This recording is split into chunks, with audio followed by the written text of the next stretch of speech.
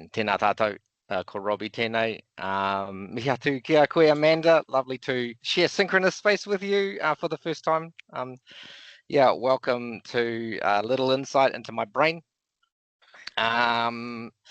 Yeah, a little bit about me. So whakapapa connections. So he tangata moana, he tangata titiaho. So I've got connections to many of the islands around the Pacific and many of the northern colder islands around the other seas.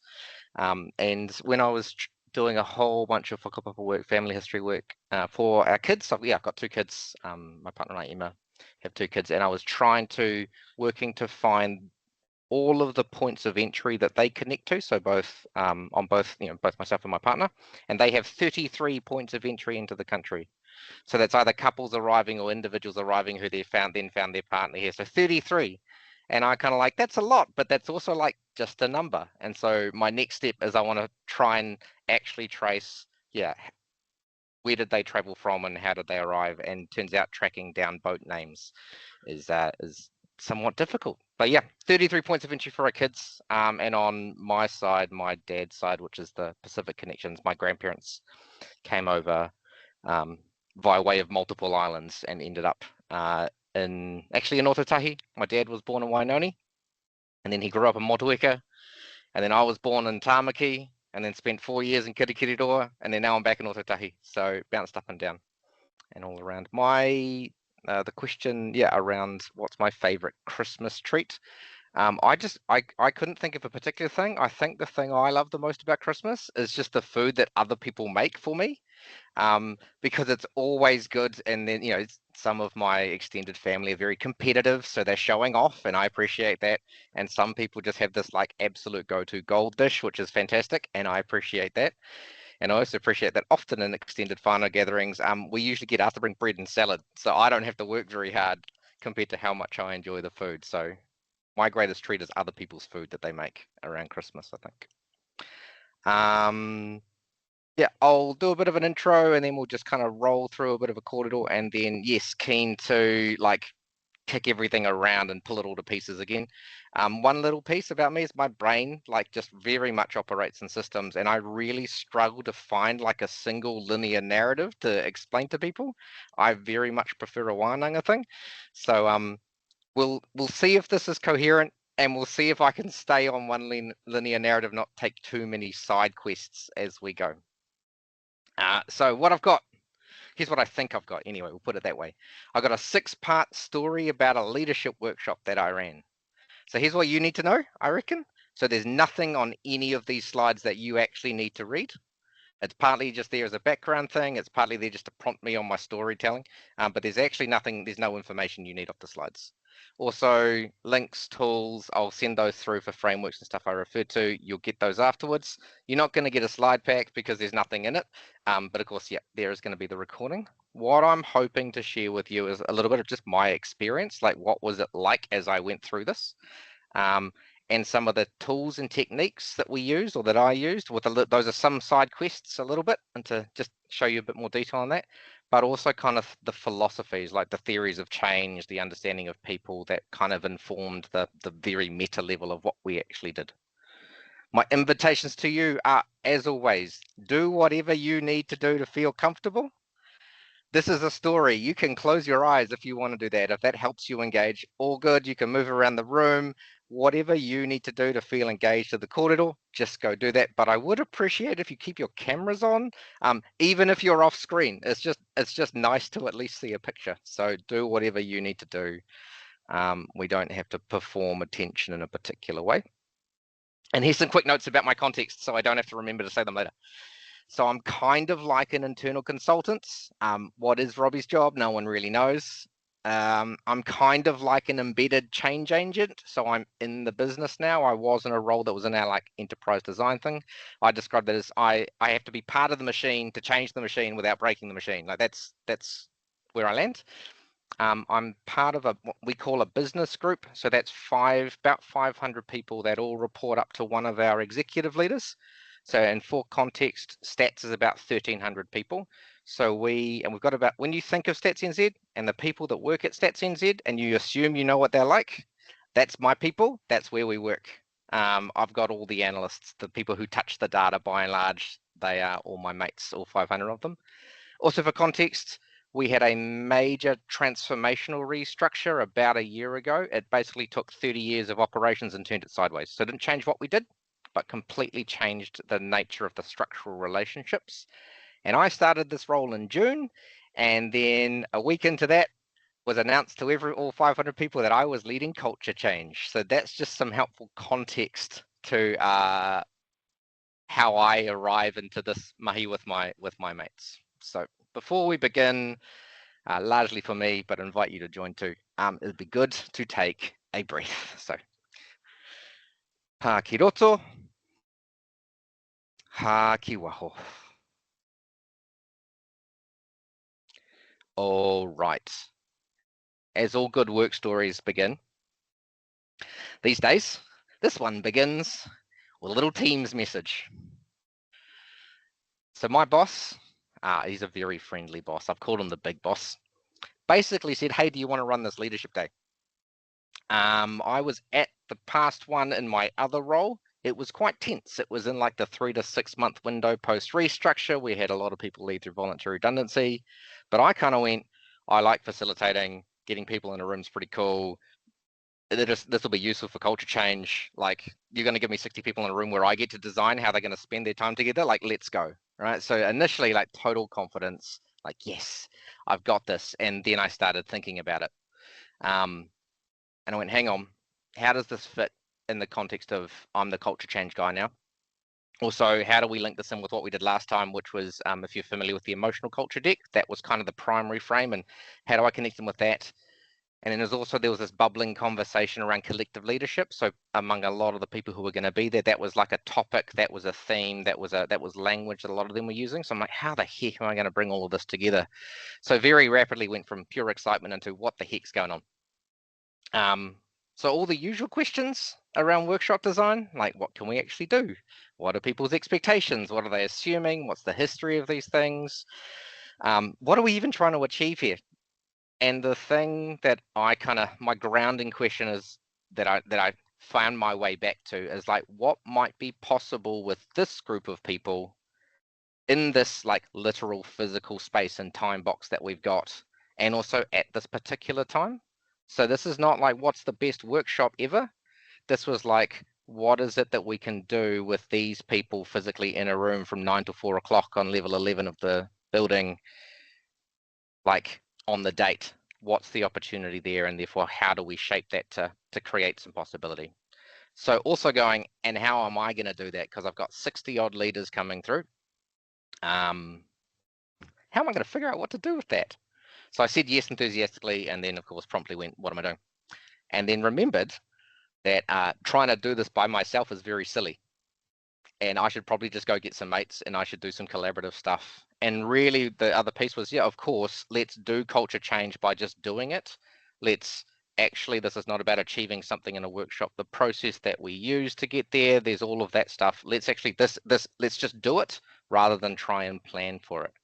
So having reminded myself that I needed some mates in this, that was kind of like I guess a grounding piece, right? So kind of cautious confidence, because also doing co-design and co-delivery is not at all how we run any workshops ever. That's very, certainly in the mainstream work.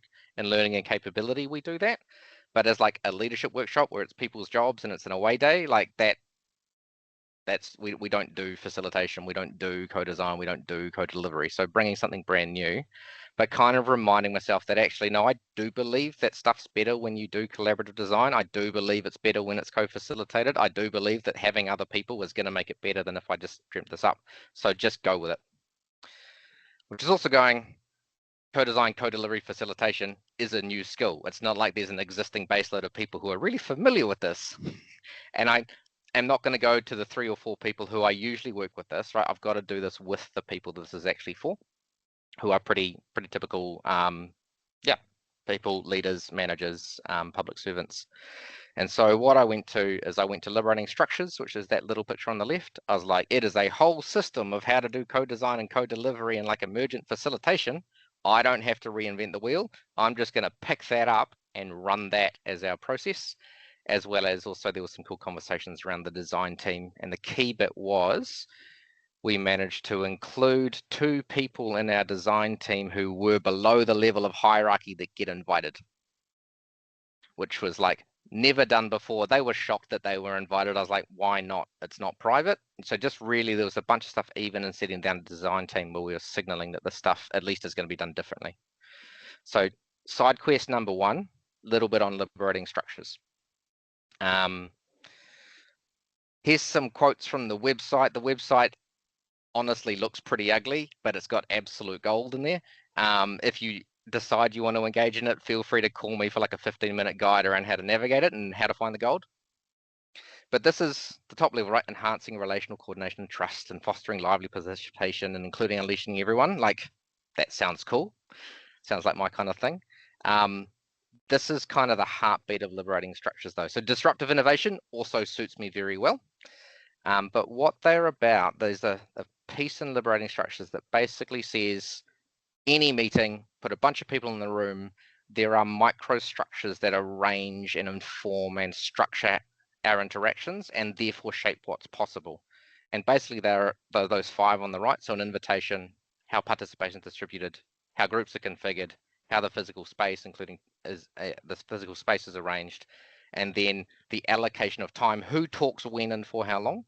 And basically, in every most meeting that I've been in that hasn't had some intentional facilitation, there's 5 microstructures, conventional microstructures. It's either a presentation, like I'm doing now, where I'm talking at you, so you all receive the same information at the same time. That's what we achieve through a presentation. It's a managed discussion where someone's kind of directing. It's a status report where everyone's doing updates. It's a brainstorm where everyone's generating ideas, or it's open discussion where people are just talking and there is no guidance at all. And that pretty much describes most meetings in conventional work culture. What liberating structures do is they're a set of alternative microstructures. So each of those 5 components that are designed to be inclusive, designed to actually address power dynamics, address extroversion, and address expertship, which often can overpower our conventional ones, and they're all tied to specific outcomes. So that's liberating structures. Right, so I had my people, had my system. Now I was into it, right? I figured out what I needed to do to arrive at a workshop that at least was going to happen. So we got into our prep. First of all, so we had to get together. We had 4 design team sessions, around 8 of us. So we had 4 2-hour online sessions because we were all in different locations. And the first piece for me is understanding VAR and the interconnected space. You could say, what's the field? What's the potential? What's the strength of our relationships? You could talk about trust. You could talk about whakawhanaungatanga. All those words will arrive at what I think of as VAR. And so it's kind of going to begin with the connections, or the strongest connections around this particular piece of work are all with me because I've invited all of them to come and do this piece of work. And so the whole first session was literally doing work to get us from this picture to this picture, right? Where we've weaved greater connections so that we can then start to do the work of the design that we need to do, right? So we're building trust with each other. We've got some common language. We've exchanged and heard. We understand how we're going to navigate space and that different power dynamics. And this is setting us up to then actually do the design work. The other piece that happened, there's always last minute things, like, the day before. So 3 days before, one of the design team members went, I've got this genius idea. Let's do this whole other exercise that we hadn't talked about before. But the potential in what we might be able to achieve was immense. And so we had to kind of rapidly weave that into everything that we'd done together. And then the other piece was the big boss saying, hey, I've got a presentation and I need half an hour in your slot. And I had allowed 10 minutes based on the 3-minute presentation. So the short version is we managed to weave all those things through just basically honest, transparent, here's what that's going to mean, conversations with human beings, and it was a fantastic outcome in the end. But of course, there's always last minute pieces, and there was a bunch of quite practical consensus building. So just particularly on the exercise that came in that was new, there's a whole bunch of risk basically around having a particular conversation that invites people to ask for what they need from different functional areas and then respond very simply, like yes, no, what do you mean, and I'll try. And so when people are tabling genuine needs and genuine asks and getting potentially told, no, you can't have that, that's quite risky in our context. And so basically there was a split in our design team around how we're going to navigate that. And so I had to lean really strongly into consensus-based approaches, where this isn't what is right or who's most expert. This is what do we collectively agree we are going to move forward with. So I found myself having to do that on the fly, and yeah, it was kind of a little wee learning piece, just talking with different members of the design team after and how they experience consensus building. Because quite simply, like, I very clearly articulated why I didn't think what we ended up doing was the right thing, and then I went with consensus, and the way that that was received by people was very interesting, actually. Yeah. Anyway, side quest that I probably didn't have time to go down. So the other bit that we had, the things as we were developing this, we had our design team sessions, then I was working in between to actually do all the detailed work, making sense of the design that we had. And mostly that was working between what are the outcomes that are emerging that we're trying to seek. And so I'm using the home manu framework. I'll talk about that in a sec, different ways of understanding the different layers of outcome that can be achieved when you put people in a room together.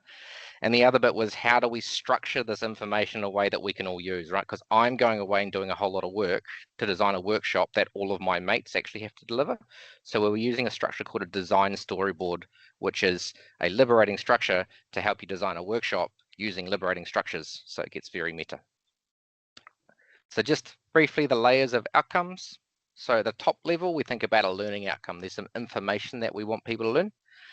The next layer down is our Hotu. It's my favorite layer, the Hotu layer. What structures, what things are we trying to shift through this? Then how are we restoring things? What capacity for restoration might be possible?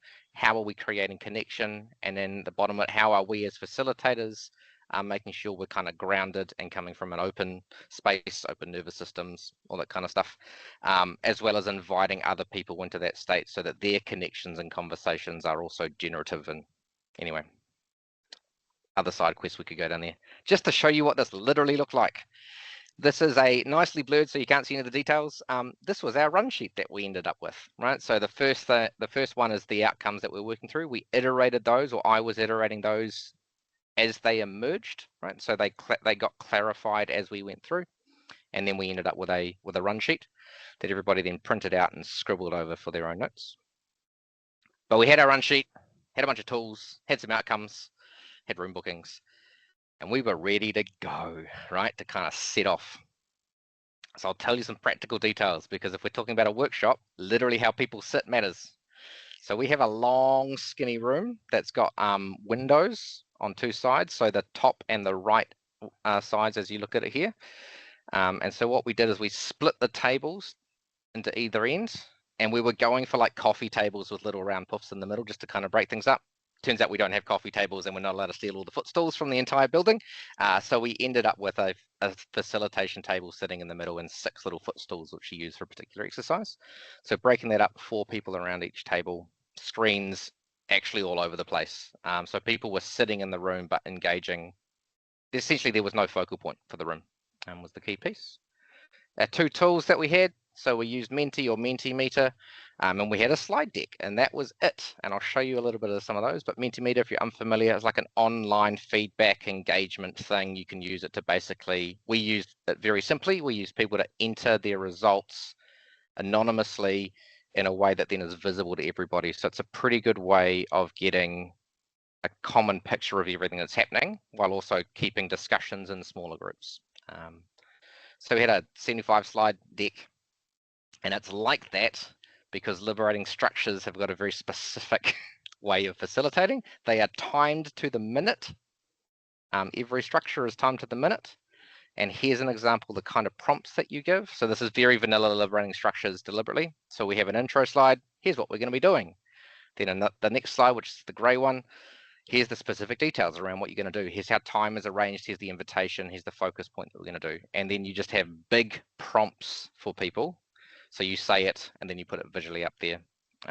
This particular liberating structure is TRIZ. It gets you a feel for the kinds of questions that the structures invite you to ask. So this one, we were talking about collective leadership, and we begin by asking people to come up with quietly devious ideas around how they could undermine collective leadership, and we asked them to focus on the ones that they could fully get away with, like not the radical ones that are going to get you fired, but the stuff that like you could totally get away with. And then we invite them to understand what do you currently do and what might you do about that. So also sharing these visibly. So that's the kind of feel of it. And when I think about the VAR, this is basically what I was paying attention to. So I wasn't leading many of the exercises. I was kind of anchoring and connecting, doing a whole bunch of breath work and grounding and doing that stuff. Most of the actual direction and prompts were coming from the design team. And so basically I pay attention to two things. So I pay attention to VAR. Have we got coherence? Have we got a bit of a connection? Where are we at? What's the potential? Is that right for the work that we're inviting people to do? And the other thing I would say is I pay attention to Mori or Moli. Where's the energy? Are we up? Are we down? Is there what's going on? And that's actually mostly what I was paying attention to, which was fantastic because I had this design team that were actually, they owned their exercise. They changed stuff on the fly. They set the rooms up. They designed their own stuff. And I was just really there, particularly focused on the people in the VAR. And then 4 o'clock on a hot Thursday, we were done. But of course, you're never done at the end of a workshop. There's all the follow-up. So the nice thing with Menti is I didn't have to type up any post-it notes. And within 15 minutes, I shared all of the responses and the complete slide deck with everybody. So they all had all of the information and all the raw data, and some of them were going into leadership team meetings the following day. I also told them that, and I also said, I'm not doing any processing of this. You have all the information, you go and do it. But of course, there's this period of going, what actually has landed? What's emerging? What do people genuinely need as well that I can do? So there were a few specific questions that came through. So one was the outputs of the win fee conversation. The exercise that emerged late was like absolutely captured everybody and was generating a whole bunch of quite radical new conversations about very practical things. So that was interesting, and there was a bit of support there. And then of course, I got asked to do a playback for the group leadership team. So they wanted a thing to talk about. So practically what I was doing through this stage is there was a series of debriefs. So there's a What3 debrief structure that's a liberating structure that I just took lots of different groups through and was just kind of feeding through. So we've got a record. So that says, what did people notice? What sense are we making out of this? What actions might make sense for that? No commitment, no follow-up, but the record's there, and often people go and do their actions anyway. We had a proxy for a sentiment survey, which is how likely are you to recommend liberating structures for a colleague? Because we were so foregrounding liberating structures, that was basically a measure of did you like the workshop? Of 36 people, I only got 5 that said they didn't like it, which was better than I thought because there were 6 people who were actively not engaged in the entire day. So that was pretty good. And yeah, did a little 5-page playback summary for our group leadership, which had one action at the end, which they are doing. So that was nice. And then after that was kind of a 2-week period of just sensing and supporting and paying attention to where I might encourage and direct different bits of activity. Then I was done, actually done, moved on from it. So the last little piece is, here's some of the things, I guess, that when I was reflecting back actually and prepping this and going, what were the common themes or common ways of thinking that were underpinning a lot of what I was doing? So the first one's Cynefin framework. So probably familiar with most of those. If not, go and have a read, watch the YouTube stuff. But emergence and complexity, I reckon that anything involving humans is always in the complex space, and it's where I like to play because it's the most interesting. And so that's that piece of probe, sense, respond, right? We were going to design a workshop. We were going to run the workshop. We were going to see what happened after that. And based on what happened, then we'd figure out what to do next. So I said to the team, I said, look, if everybody leaves at lunchtime, that's not a failure. That's a significant signal that we can use to inform what we do next. So that was really the posture, which eliminated all the like, I've got to get this right. This has got to be good. We have to achieve something. We've got to make this worth everybody's time, which comes through. The other one's, liberating structures, having better conversations, and just the power of microstructures, right? Shifting deliberately those things that guide and constrain or liberate the way that people talk. Haumanu framework. I like it's got 5 layers and there's a whole bunch of practice wrapped around it, but just from an outcomes framework, it reminds me that there's multiple layers that we're working with when we're working with people. And some of them we achieve by like designing a specific exercise, but some of them we achieve by the room setup, and some of them we achieve by like the posture and just approach that we're taking. So it's just a reminder for me to think about everything that's going on with people in a room and how am I deliberately trying to work towards that. Yeah, consensus, as I mentioned, bubbled up. And I guess what I would call a misunderstanding or a fear of consensus, or a lack of experience of consensus building, which for me is not about everybody agreeing. It's arriving at a place where we give consent to what is going to happen, which can allow for radical disagreement and still kind of consensus. So that was interesting. That was unexpected. And the other one, what I currently refer to as oceanic intelligence, right? And just bringing that awareness and the way that informed, I guess, the approach that we're taking. So that is all I have. If we could finish with a wee breath and then turn the recording off, and then we can have a chat. But yeah, ha ki roto, ki waho. Mihi nui ki a koutou. Kia ora.